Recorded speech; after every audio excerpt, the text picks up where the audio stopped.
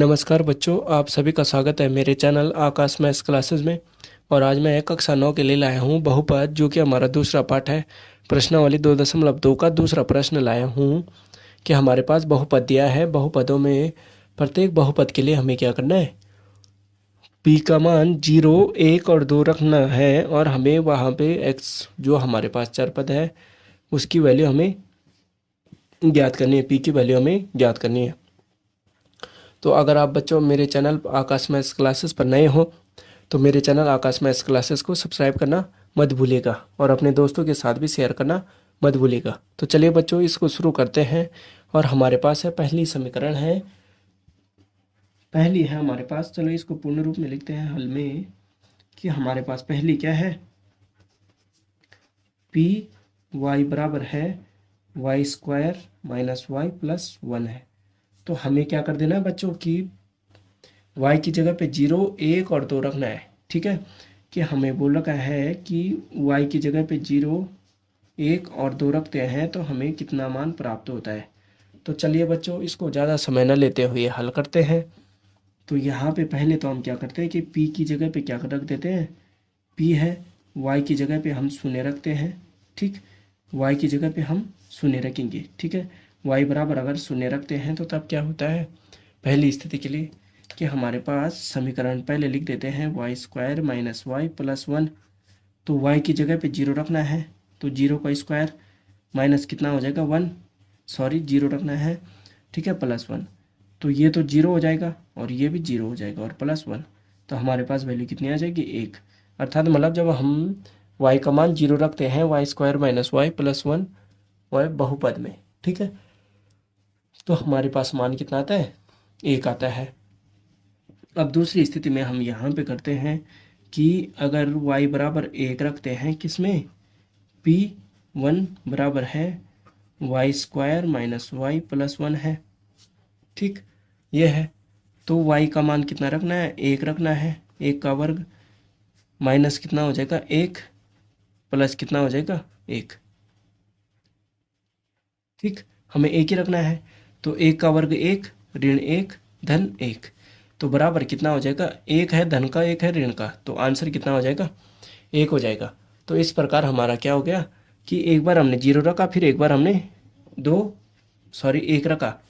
अब चलिए हम अगर y बराबर कितना रखते हैं, y बराबर कितना रखते हैं 2 रखते हैं, तो p2 है कि Y square minus Y plus 1 है। तो p2 है तो y का मान कितना रखना है, 2 का स्क्वायर ऋण 2 धन 1। ठीक बच्चों, तो क्या हो जाएगा 2 दूनी 4 ऋण 2 धन 1, तो कितना हो जाएगा 4 में से, अब देखो 4 और 1 5 हो गया, धनात्मक पहले जोड़ दिया तो कितना हो जाएगा 3। अर्थात मतलब कि हमारे पास 3 कंडीशन थी।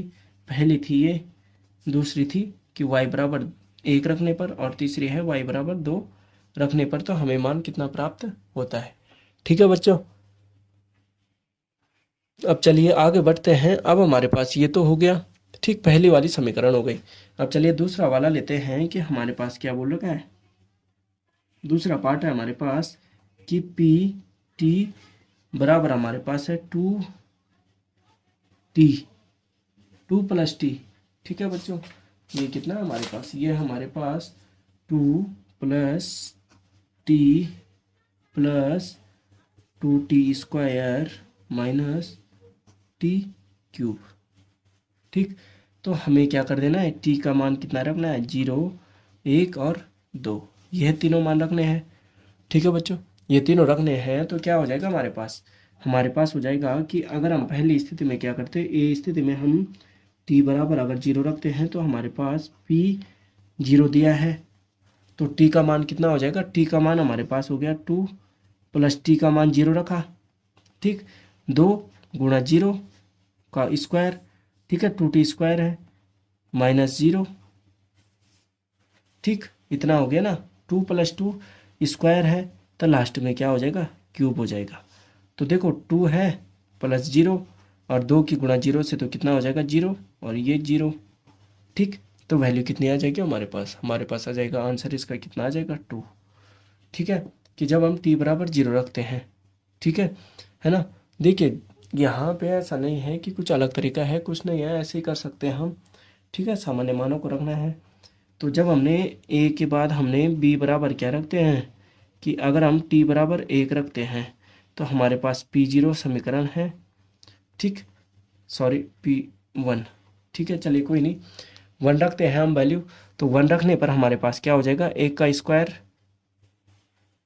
ठीक, पहले तो हमारे पास क्या हो गया कि ये है हमारे पास इतना। ठीक, तो इसकी पहले समीकरण लिख देते हैं कि हमारे पास क्या हो जाएगा, 2 plus T plus 2t square minus T cube. ठीक, तो क्या हो रहा है, 2 धन 1, ठीक, धन 2 गुणा 1 धन 1 का, यहाँ पे स्क्वायर था, यहाँ पे क्यूब हो गया। तो ये कितना हो जाएगा, ये हो जाएगा हमारे पास कि 2 धन 1 और 2 एकम 2, 1 का वर्ग 1 और 1। ठीक है, तो बराबर कितना हो जाएगा, 2 और 2 4 और 2 6। तो ये हो जाएगा बी के स्थान पर अगर हम टी की जगह पे कितना रखते हैं, 1 रखते हैं। अब चलिए तीसरा यहाँ पे कर देते हैं, कोई नहीं, तीसरा करते हैं जिसको हमने माना है सी।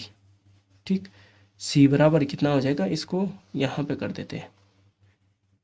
ठीक है ना। तो यहाँ पे करने पर क्या हो जाएगा कि हमारे पास है पी टी बराबर है 2 plus T plus 2t square minus T cube.